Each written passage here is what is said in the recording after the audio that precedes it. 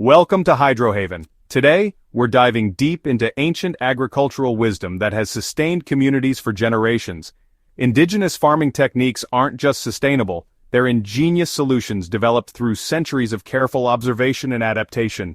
These methods have helped communities thrive in challenging environments long before modern technology. Let's explore these remarkable techniques that you can apply to your own growing spaces. Natural pest management systems. Three Sisters companion planting. The Iroquois and other Native American tribes perfected the Three Sisters method, interplanting corn, beans, and squash together. The corn provides a natural trellis for beans to climb, beans fix nitrogen in the soil benefiting all plants, and squash's broad leaves shade the ground, preventing weeds and retaining moisture. This symbiotic relationship reduces pest pressure, as the diversity confuses insect pests looking for monocrops. Neem-based insect repellents. Various tribes across India have long used neem tree derivatives as natural pest deterrents. The azadirachtin compound in neem disrupts insects' feeding and growth patterns without harming beneficial insects or pollinators. Create your own neem spray by soaking neem seeds or leaves overnight and straining the liquid for an effective, non-toxic pest management solution. Aromatic pest boundaries. Indigenous farmers in Central America plant strong-smelling herbs like marigolds, basil, and lemongrass as protective boundaries around food crops. These aromatic plants mask the scent of your valuable crops and confuse pests looking for their favorite meals. The volatile compounds also actively repel certain insect species. Pacific Northwest tribes traditionally planted fish remains alongside seedlings, creating a slow-release fertilizer system rich in nitrogen, phosphorus, and trace materials. You can replicate this by burying fish scraps 8 to 12 inches deep near, but not touching, plant roots.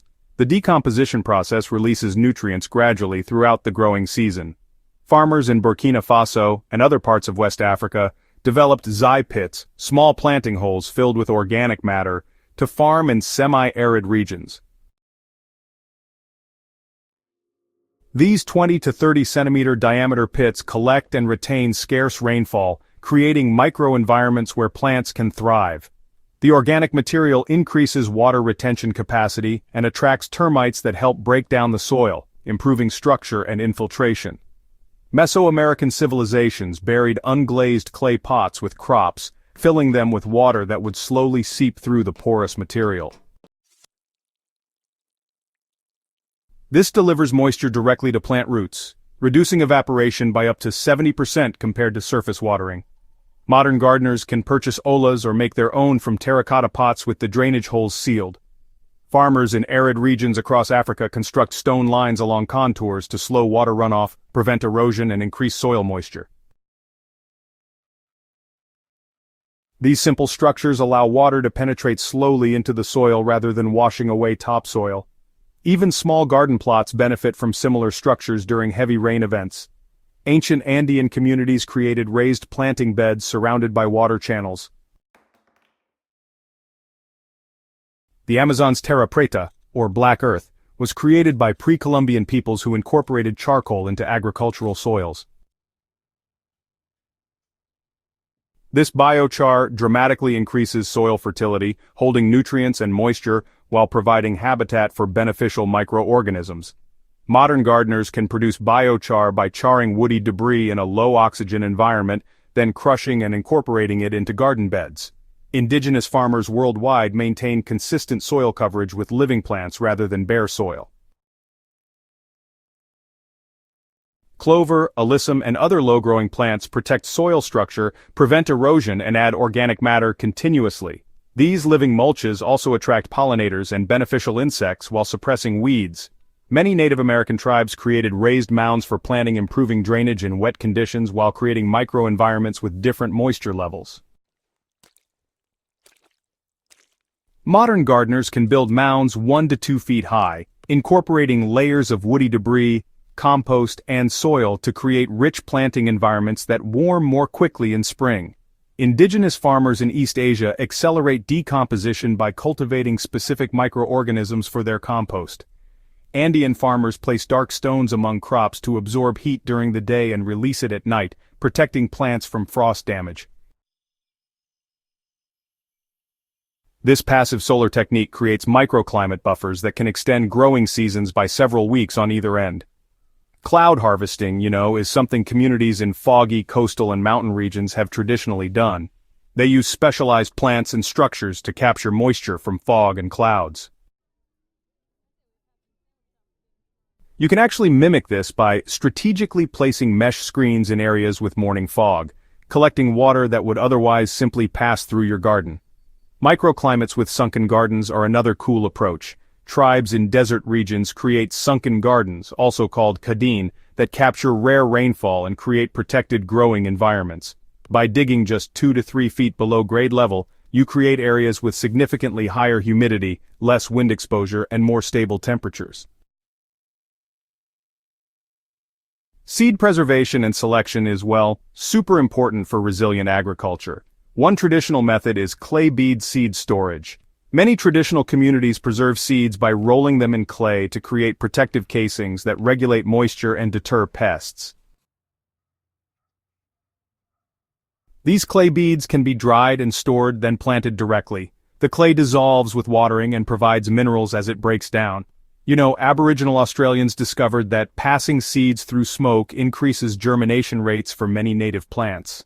Modern gardeners can create a similar effect by soaking seeds in water that's been infused with wood smoke, or by using commercially available smoke water treatments. Indigenous seed keepers select for multiple traits beyond just yield, considering drought tolerance, pest resistance, storage quality, and of course flavor. When saving your own seeds, it's a good idea to deliberately expose some plants to challenging conditions and save seeds from those that perform best despite stresses. And, many tribal communities incorporate seed saving into cultural practices with careful attention to timing, handling, and storage. Indigenous communities worldwide cultivate multi-layered forest gardens that really mimic natural ecosystems. By incorporating canopy trees, understory trees, shrubs, herbaceous plants, ground covers, root crops, and vines, they maximize productivity in limited space while creating resilient systems less susceptible to pests and disease. Semi-aquatic growing areas have a rich history, Various rice-growing cultures developed sophisticated systems integrating fish, ducks, and other aquatic life into their paddies. Hugelkultur mounds, while often attributed to modern permaculture, actually have ancient origins among tribes in forest regions. These mounds contain rotting wood covered with soil, creating beds that retain moisture, release nutrients slowly, and maintain soil structure for years. Indigenous farmers, have this really clever way of planting certain crops just to attract pests away from their valuable food plants. For instance, planting mustard family plants near cabbages actually draws cabbage moths away from the main crop, so the pest pressure gets focused, where it causes less economic damage. And hey, traditional farming systems around the world also weave in specific plants to attract and support pollinators all throughout the growing season. By making sure there's always something blooming from early spring through late fall, these systems help keep pollinator populations healthy, which is, honestly, essential for fruit and vegetable production. These time-tested techniques, really do offer solutions to so many of our modern gardening challenges. The real beauty of indigenous farming methods is in their observation-based approach, and how they work in harmony with natural systems instead of fighting against them. As you start using these approaches, just remember, indigenous agricultural knowledge comes from thousands of years of careful observation and adaptation. These aren't just primitive techniques. They're actually sophisticated systems, developed through generations of agricultural experience. So, which of these methods are you thinking of trying first? Or maybe you've already tried some indigenous farming techniques in your own garden? I'd love to hear about your experiences in the comments below. And if you found this guide helpful, please subscribe to Hydro Haven's channel and share this video with fellow gardeners. Together, we can bring these sustainable practices back to life, while honoring the cultures that created them.